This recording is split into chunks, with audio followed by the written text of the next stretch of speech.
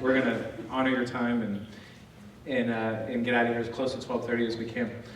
All right, let's look at 3 principles. Thank you very much.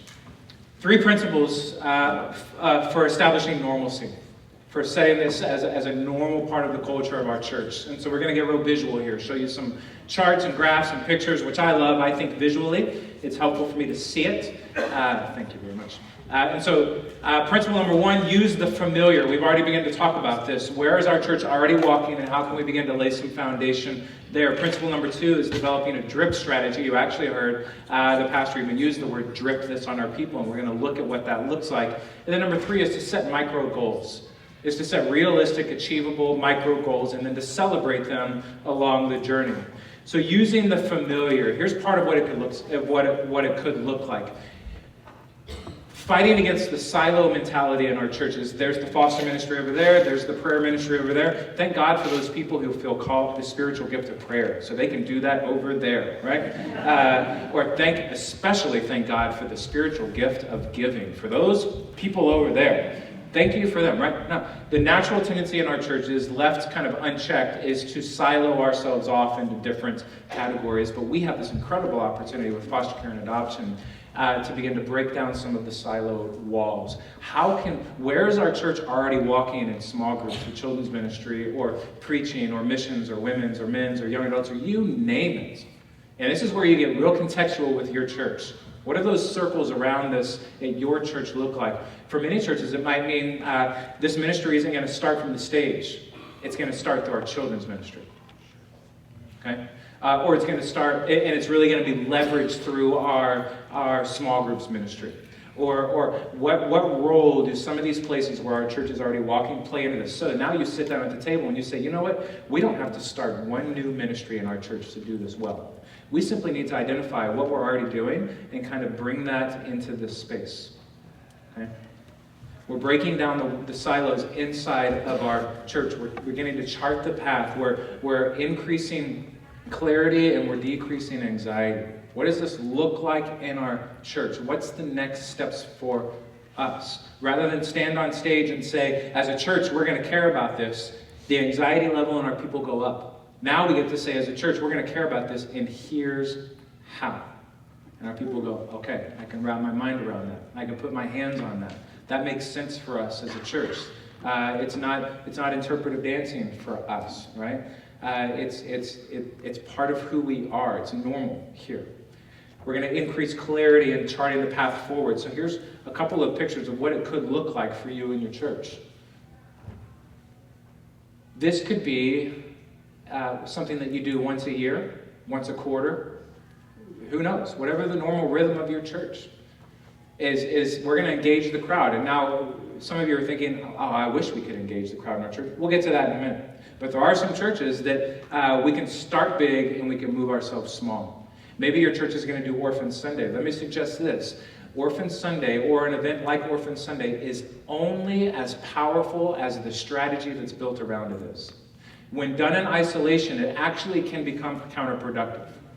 I'm not saying that it can't be moving or impactful. There's certainly stories of it being that. But to really increase clarity for our people by charting the path forward and decrease anxiety and maximize impact, we have to know, if we're going to engage the crowd on Orphan Sunday, what are we going to do what's the next step for our people? The tangible, practical next step. Here's Orphan Sunday. We've just dumped all of this amazing stuff on you and God's messing with your heart. Now, 3 weeks from now, come to a luncheon after church. That's your next step. We've increased clarity and we've decreased anxiety.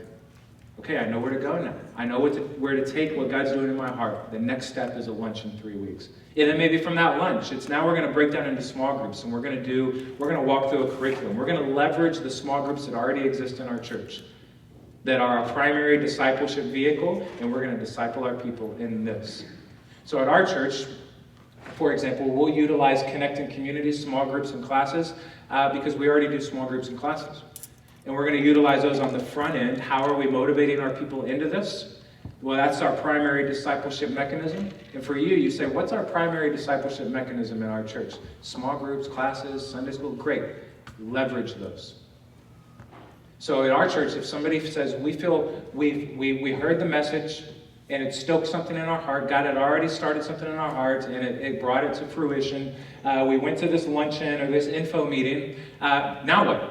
Now what's the next step? Well, the next step is hey, we feel called to be foster parents. Fantastic. What small group are you in? Well, we're in the Joneses small group. Great. Here's a curriculum, and here's a resource to teach the group, that circle diagram, about what this looks like in the context of community. We need your small group to walk through this curriculum. And the curriculum is designed just like premarital counseling. Premarital counseling, a couple doesn't come and say, hey, we got engaged last night. And the church say, fantastic, let's do the wedding tomorrow. No. We say, here's what you have to do. Here's the premarital counseling process at our church. I'm convinced, as much as we're able, the same kind of philosophy needs to be brought into the foster care and adoption space. Hey, we feel called to be foster parents or adoptive parents. Awesome. Let's go to the agency tomorrow. No. No. Awesome. Here's what you need to do. Whose small group are you in? Well, we're in their small group. Great. You need to go back and tell them. And then we're going to give them the opportunity to actually be a small group, a community. I don't know how your small groups are, but we always wanted to start small groups that lived on mission together.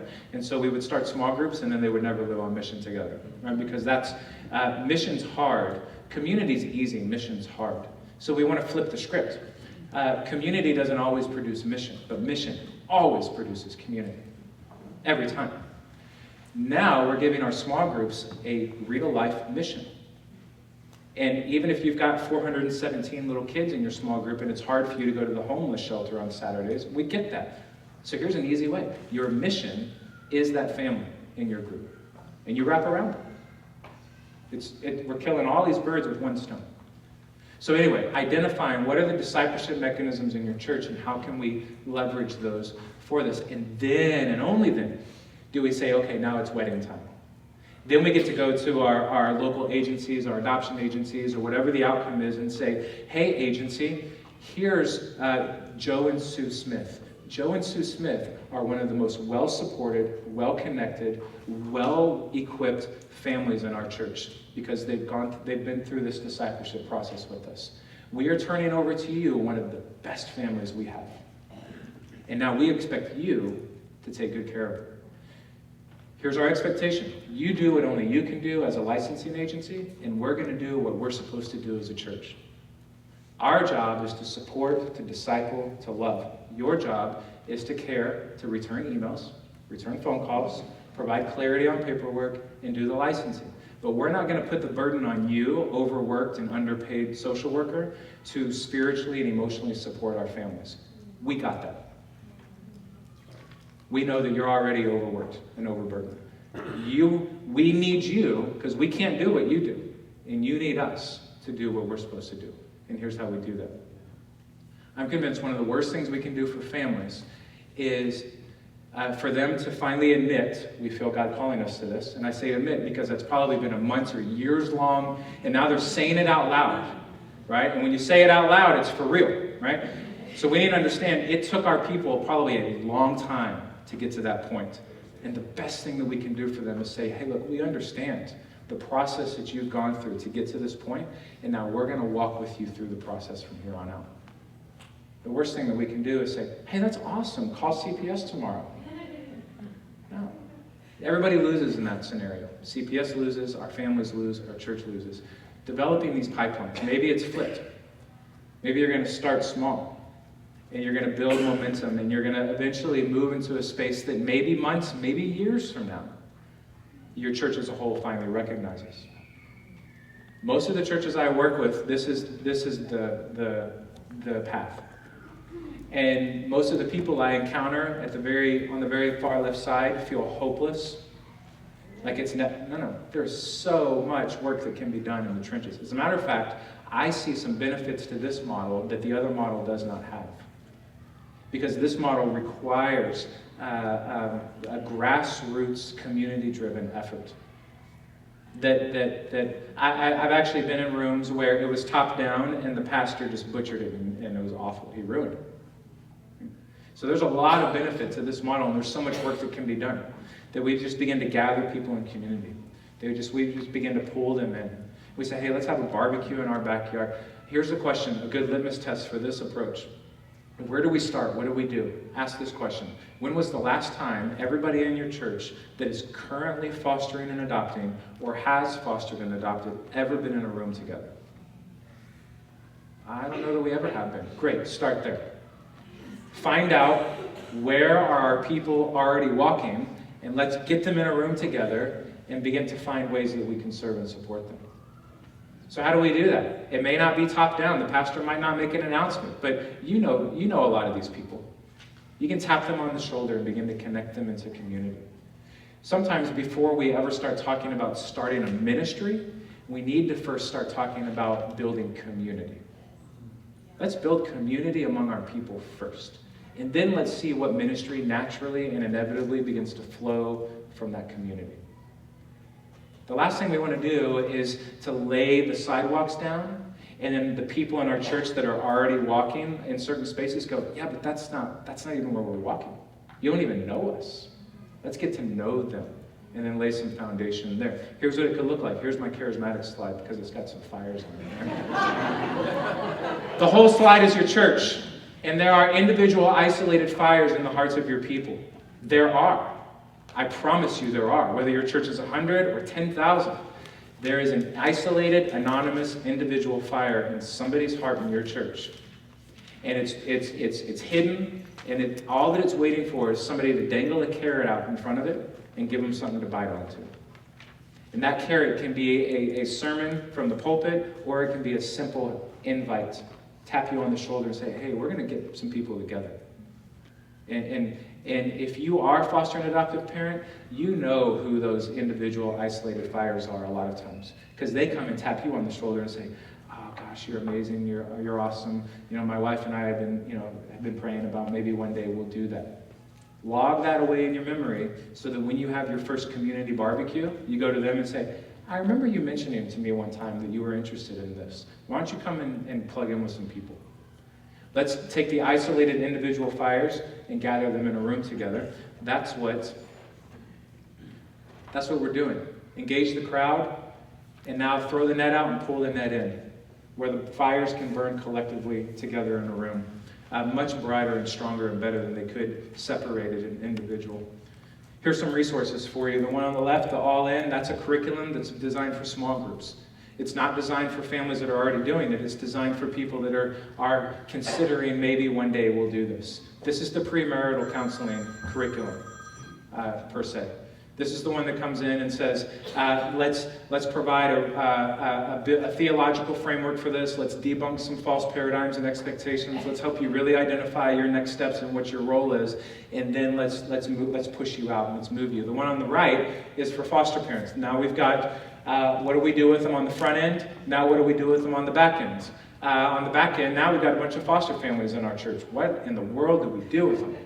Because they have unique experiences and emotions that nobody else in the church can relate to. Nobody else knows what it feels like to hold a tragically abused kid in your hands. Nobody else knows what it feels like to sit across the table from a mom that's about to have rights terminated. Nobody knows what it feels like to stand in front of a judge and advocate on behalf of a kid. Literally, nobody else in your church can relate to that.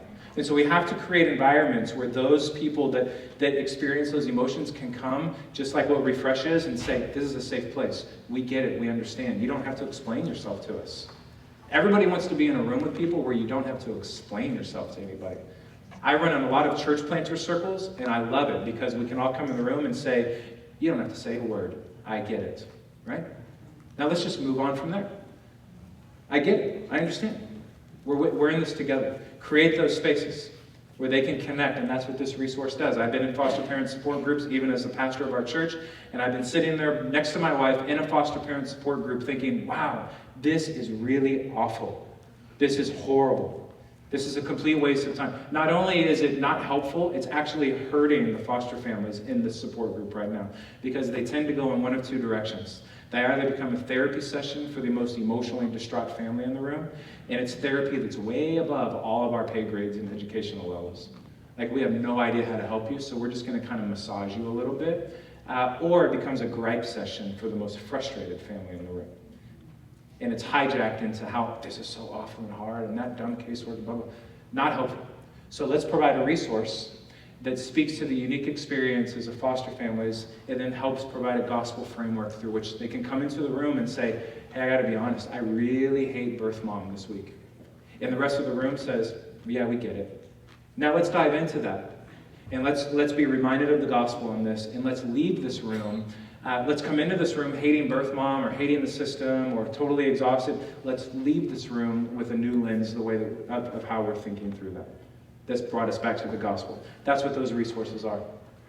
So we break down silos inside of our church. We can also break down silos outside of our church. How does this relate? And you've already heard a little bit of it. How does this relate to our work with homeless or child sponsorship organizations or human trafficking or prison or at-risk youth or you name all of these?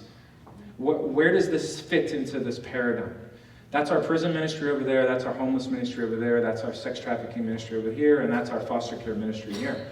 Statistically, all of those are running along the same paradigm.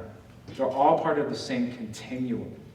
And so again, we likely don't have to come to our missions pastor and say, missions pastor, we're going to start this new ministry and we need you to start a bunch of new stuff. No. We simply say, where is our church already walking and how can we bring this together in a more unifying strategic approach? So let me share an illustration. Let's say 3 guys walk up to a river, a raging river, and they see babies flowing down the river. I know, most people go, what? I can't believe you use babies in that illustration. Well, it grabs your attention a little bit more, right? You see 3 babies flowing down the river. And there's three friends. One friend jumps into the river and starts to snatch as many babies out as he can. Appropriate response. The second friend runs downstream because he knows there's a waterfall coming and he wants to catch these kids before they fall off the edge of the cliff. The third friend says, great, those 2 guys run in those directions. Here's my question. How are these kids getting in the water in the first place? So I'm going to run upstream and I'm going to identify how are these kids getting in the water in the first place, and let's see what we can do about stopping that. So now you've got the river and you've got this uniform problem. There's kids in the water. But you've got 3 friends jumping into that river at 3 completely different places, but still all addressing the same problem. There's kids in the water. Now, my transitions on this are just awful. It's just so sporadic. It drives me crazy. I keep saying, you need to fix that, and I never fix it. Here's what we're talking about. Generally speaking, prevention, intervention, restoration. Call it what you will. The guy that jumps into the river and starts snatching kids out of the river, I could make a strong argument that it's foster care, it's those kinds of ministries. There's kids right now in the system, emergency placement, something happened, somebody's got to jump in. And now we are the kind of people that lean into that and step into that. You could argue restoration. These kids have made it so far downstream. You've got prison, you've got homelessness, you've got sex trafficking, you've got aging out programs, which we're in the middle of now with our now 18-year-old foster, kind of not foster daughter anymore. So you've got that whole space. This is a girl that since the age of 6, she's been in this water for far too long, and she's made it way far downstream. And so there's things that we've got to do to restore some things, right? Then you can run upstream in prevention. And these are very general categories, these are very general examples, but child sponsorship. Our church is very much involved with Compassion International. They don't pay me to say this, but they should. Okay? So I do a lot of traveling with Compassion. We take pastors on vision trips to show them the project. And it was a few years ago that I was in a village, and some of you have been in these villages, where you're in the middle of nowhere, and then like 400 kids just come rushing out of the bush. And you're like, what in the world? Where did you come from? And where do you live? This is crazy. And it dawned on me a few years ago, after many, many trips, this one in particular, for some reason, it dawned on me. As I was working through this model for our church, these kids statistically, just through this child sponsorship program, on a global scale, you could argue they have the highest vulnerability to becoming the marginalized, orphaned, impoverished, these things. Yet, the work of this sponsorship program is helping to prevent some of those things from playing out. And it dawned on me, this is, in essence, this is in part, on the global scale, a prevention component. Okay. So again, we don't come back to our church and say, all right, we got to start all new stuff and revamp everything, prevention. No, we say, what are we already doing? Where are we already engaged in this continuum on this river? And I bet your church is already doing a lot. And it's not simply a matter of we need to start new things. It's simply a matter of we need to start communicating it better and differently. Because now we can stand in front of our church and we can say, hey, look, we don't just randomly, haphazardly pick things to jump on board with. The reason that we do what we do is this. Because it uniquely and very specifically addresses points of this continuum that we want to be involved in. So we're not just picking stuff out of thin air. Also, as a leadership team, it helps us identify what to say yes to and what to say no to. And it reminds us of our why. So we can have a lot of really great opportunities come our way, and then we lay them over the grid of this continuum, and we find, gosh, it's such a great opportunity, but it doesn't really fit with the continuum that we're trying to establish here. And so we got to say no. It's a great thing, but we say no because it doesn't fit with what we're doing. Or for us, where our church is right now, I'm not pastoring our church, but our church, the leadership of our church, which I'm a part of, I get to be a fly on the wall and throw out some ideas and then not actually like have to be on staff with them. So it's great. Pastors in the room are like, oh my gosh, that's awesome. So where we are right now with our outreach stuff is way over. We're not in balance. Okay? So what we're trying to do is say, look, we need to create some balance along the continuum. It's not, oh my gosh, you guys are awful for all the restoration work you're doing. Horrible church. No, we say, how cool is that? Now let's start to focus a little more upstream. Let's create some balance here. Another unique aspect of this is that when we stand in front of our church and we say everyone can do something, we literally mean it. Like there is a point on this continuum for everyone. My parents, for example, late 60s, amazing people. My mom raised 4 kids, says, been there, done that, not doing that again. No more kids in my house. So if I went to my mom, and my message to my mid to late 60-year-old parents was intervention, jump in the stream. They go, yeah, gosh, no, thanks, No, but my message is no, here's where our church engages. And my mom says, wait, what? I can go and mentor young moms at pregnancy assistance centers? Yeah. Sign me up. Why? Because I've been there, done that. I know what it's like to be a young mom in crisis. My mom does. She's got a rough backstory. And so now I have a heart to step into the space with young moms in crisis. Because there's a place on the continuum for everybody. Everybody. And it provides some clarity for us. Here's clarity that decreases anxiety. Everyone can do something. Oh my gosh, that creates some anxiety in me. What does that mean for me? I don't like when you say that to me, Pastor, because it makes me feel like I need to do something. Let's provide some clarity. Oh, yeah, I could do that. No problem. Yeah, I own a barbecue restaurant. Yeah, I can make sure that foster families, when they have gatherings, have the best barbecue in the city. I can do that. Yeah. Everyone can do something. There's another free ebook online that dissects this in great detail. Building a foundational culture of orphan care in your church. I welcome you to download that. And I can give you business cards and website and all that stuff after the fact. So that was just number 1, using the familiar. Creating a sense of normalcy within our church. Using the familiar. Number 2, developing a drip strategy. I love how it was already mentioned that we want to drip on our people. So here's what this can look like.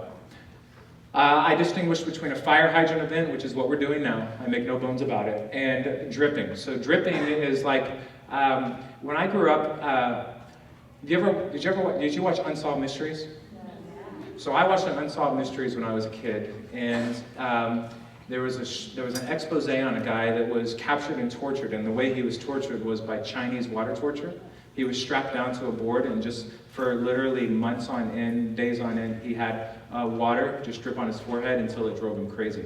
I grew up as a kid terrified that I was going to be kidnapped and Chinese water tortured by getting dripped on. That's what Unsolved Mysteries did to me. And then Rescue 911 came out, which was awful. Remember that show? It's like just terrifying us. So here's what we want to do. We want to Chinese water torture our people. And we want to constantly drip on them. So eliminate the bottom half, just look at the top. Fire hydrant events are like this. We stand up on stage and we do Orphan Sunday and we just spew all over everybody. Emotion, theology, motivation, rah-rah excitement, right? Those things are catalytic moments that we can do, and they're important. but they are that much more effective when there is a strategy built around them, and when they're not just isolated special events in the year. So your church, a litmus test for us was this. Just in general with our church, we like to do newcomers lunches every couple months, and we'll sit people down and we'll say, hey, you've been at our church a couple months, tell us what we value. And they'll tell us what we value, and then as leadership, we step back and say, wow, the things that we think we're communicating as values, they're not actually hearing those as values. What they're hearing as values are different things. So the litmus test for us is if I visited your church for 2 or 3 months, and you sat me down and said, hey, is foster care and adoption a normal thing in our church? The goal would be that just your average plain Jane visitor, show up 15 minutes late, leave when they start passing the tithe offering at the end, just a plain Jane visitor. Yeah, it's normal. We hear about it a lot. It just seems to be a normal part of the language and the communication of the church. Fantastic. That's a win. That's success. A lot of churches have built out this system where it's a special thing over there for special people that we recognize at special times, special fire hydrant times of the year. We want to create another layer of normalcy underneath that, where yes, we're doing the fire hydrant, but we're also dripping on our people through things like illustrations and stories and info gatherings and luncheons and barbecues. And we do baby dedications at our church, family dedications at our church, parent dedications. So we said, look, here's the thing we already do, parent dedications. Let's expand that to include foster and adoptive placements. So a family goes through the small group, they go through training, they become licensed, we bring them up on stage. Hey, Joe and Sue, as many of you know, our church is deeply involved in the foster care issue here in our city. Joe and Sue have become licensed foster parents. They've been walking through this process. We're going to stand as a church and we're going to dedicate and pray over Joe and Sue. Because at any given moment, they're going to be welcoming a child into their home. And on stage with Joe and Sue is their small group that's been walking with them through this process the entire time. This is their frontline defense. We're going to pray over them as well. We just drip on our people. It takes us about 3 minutes, and then we move on. We didn't do a whole special service on God's heart for the orphan. We just dripped on our people, and then we move on. These are things that we can be doing. So you sit down at the beginning of the calendar year, and you say, okay, what are our big things this year? And now let's begin to craft out what are our drip things underneath that this year. Make sense? And now as a team, you can say, great, let's plan the year out as best as we can. Now, some cool things are going to pop up, a new story, a new something, and you can say, that would be an awesome drip opportunity in a couple months. Let's do that. We just heard this new story, and we have a place to plug it into. So let's drip on our people. Using the familiar, developing a drip strategy, and then finally, set micro goals. A micro goal is so easy that you can't miss it. You almost feel embarrassed for even setting it, right? It's shame, you feel shame for setting it. But accomplishing them builds confidence and momentum. Dave Ramsey's success in the financial space with his whole debt-free mantra is largely rooted in this concept. Because what's his advice to people? If you have five things to pay off, pay the smallest one off first. Because if you have a $500 one and a $5,000, pay the $500 first. Because it develops a sense of momentum. We can do this. Wow, we just paid one off. We're 20% of the way there in terms of the number of things that we need to pay off. It develops a sense of momentum and confidence, setting micro goals. So I strongly, I'm trying not to use the word hate anymore. I strongly dislike, with every fiber of my being, running. I don't understand it. I have friends that they get up at like 4:30 in the morning and they run for an hour and they pray and they meditate and they memorize scripture. And I think literally when I'm running, the last thing I'm doing is praying. I'm cursing. I'm cursing God for this whole experience. So here's how I run. I say, I want to run 3 miles, but I'm not going to focus on the 3 miles. I run, and this sounds super, I'm ashamed just to say this, but somebody else in the room does this too. I know where every light post, street light is on my running path. And my goal is when I hit one street light, my goal is just to make it to the next. And then I make it to the next. And that's my line of sight. My target is not the 3 mile mark. My target is street light to street light to street light. And before I know it, I'm almost to the finish line. These are micro goals for me. Setting micro goals could mean we We want to get families in a room together for the first time who have never been in a room together. And just encourage them and love them. And then you celebrate the micro goals. So one of my favorite writers, he presents this picture. He says, look, constantly show people the big mural on the wall. Like, here's where we're headed. How beautiful is that? That's where we're headed. But then periodically give them postcards that they can hold in their hands in these postcard celebration moments, where you can say, look, there's the big picture. How beautiful is that? Now let's celebrate in a smaller way this little postcard. It's a snapshot of the bigger picture.